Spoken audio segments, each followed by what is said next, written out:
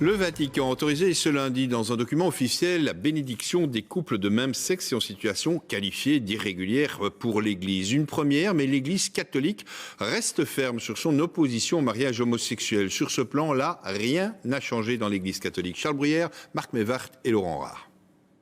Cela fait des années que Michel Elias se bat au sein de l'Église. Aider et écouter celles et ceux qui veulent vivre leur foi et leur homosexualité.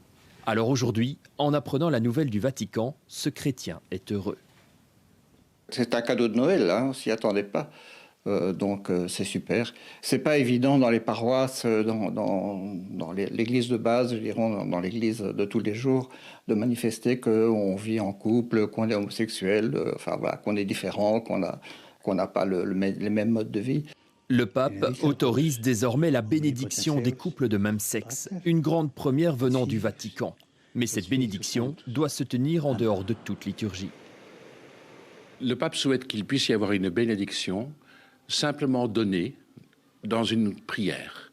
Il ne souhaite pas qu'il y ait un grand office, qu'il y ait des uniformes de mariés ou de mariés. Non. Car il ne s'agit pas de mariage. La bénédiction, désormais autorisée, ne sera jamais accomplie en même temps que les rites civils d'union, ni même en relation avec eux. Pour le Vatican, le sacrement du mariage est exclusivement réservé aux couples hétérosexuels. Il est clair qu'on n'est pas dans cette orientation-là.